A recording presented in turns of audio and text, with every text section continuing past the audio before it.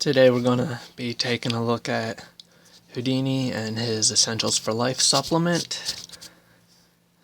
He was initially to be force-fed critical care, but he has an extreme distaste for it. The people, or one of the ladies at Fuzzy's Kingdom, suggested to me trying the Essentials for Life supplement.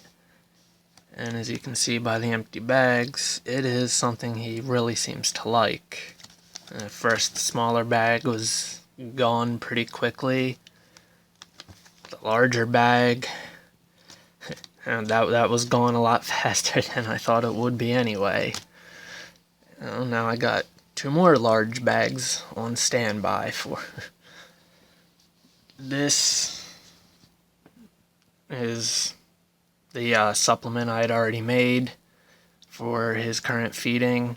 This is 4 of these half tablespoons worth and about 6 of these in warm water. You do want to be careful doing the 1 spoon or 1 scoop supplement to water. It's a decent guideline, but take notice as you go along. If you just put 4 scoops of food in, and then 8 scoops of water in, you might end up with something a lot more liquidy than you think. This is actually a little bit more on the liquid, well, slightly on the liquidy side, but it's dried up a tad bit while I got this stuff ready. And it's about a half hour earlier than his usual feeding time for this, but we'll see how he reacts.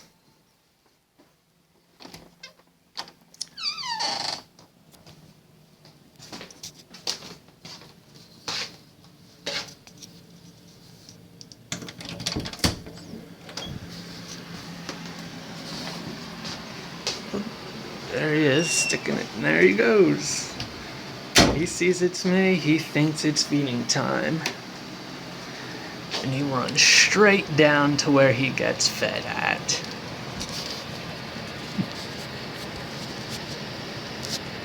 Hey boy.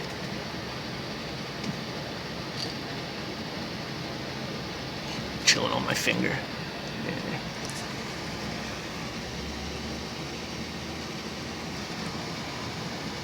He just wants his food now.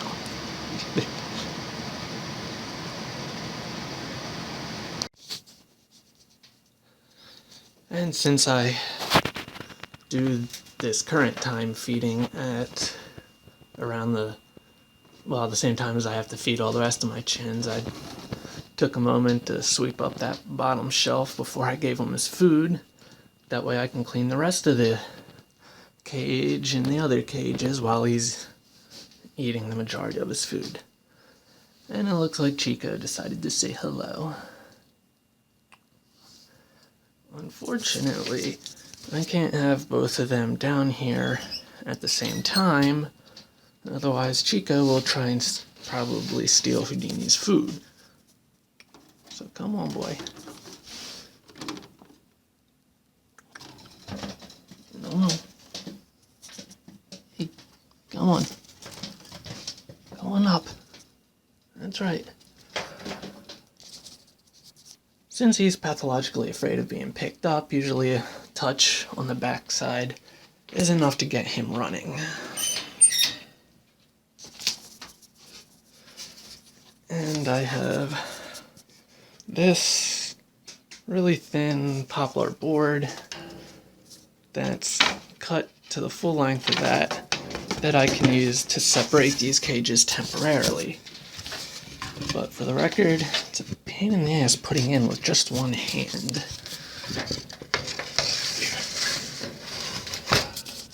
It fits in perfectly. Got the bar right there, and on the other side in the weight of the shelf make it so they can stand on it with no problem. And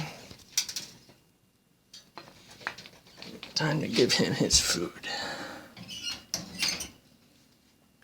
Come on. Yeah, boy. Half the time he won't even back up for it. He just wants it right then and there.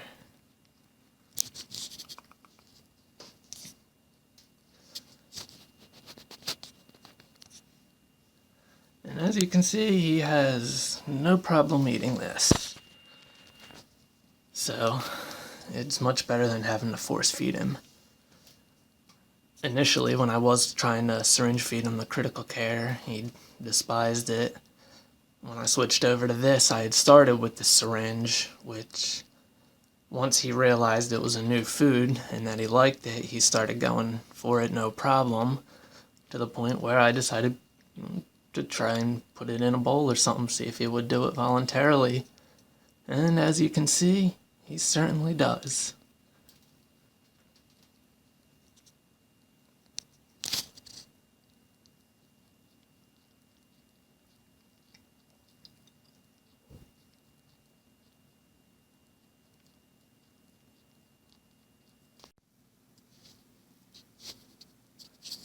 Okay, I took that time while he was eating to finish sweeping out the rest of these cages, feeding my chins.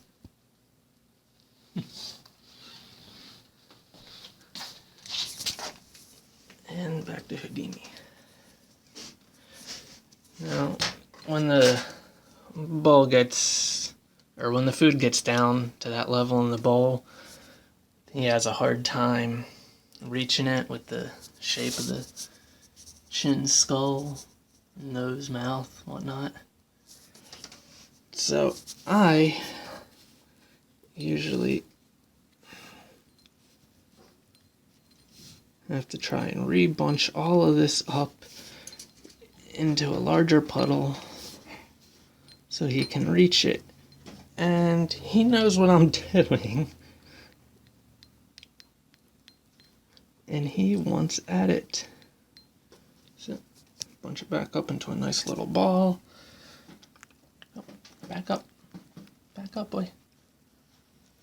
Come on, bend your foot. There you go.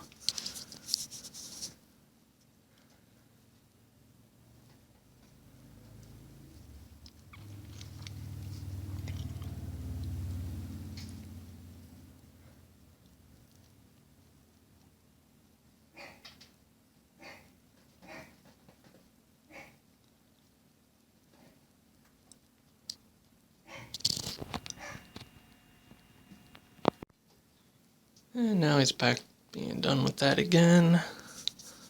Sometimes it's a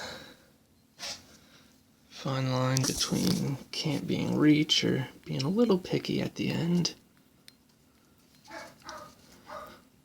But usually even, okay, I'll take that as not being picky.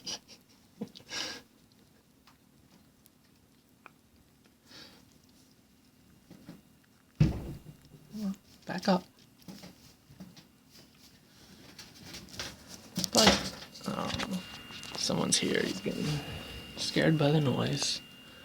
But even if he is being picky, he's still usually pretty good about eating, about finishing his food.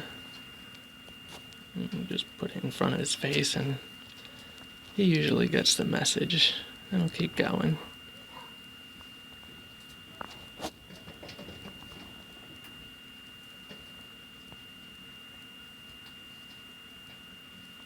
Usually he doesn't do it from the tube, though. Usually it's on one of the ledges.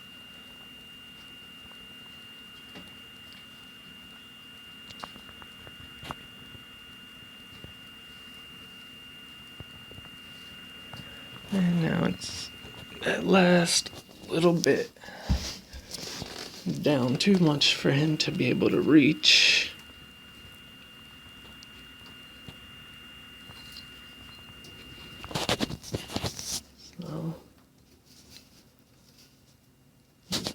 Right on the tip of my finger, and he will eat it right off. I took it all in one bite that time. And just like that, that is the new method of force feeding a chinchilla. Gotta love a chin that wants to eat.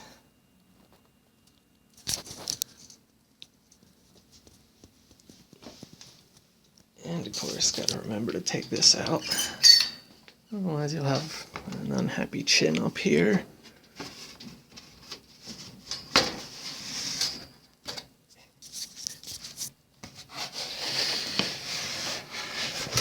hard to do with one hand. Can't lift the tray up. And there goes Houdini, and there goes Chico.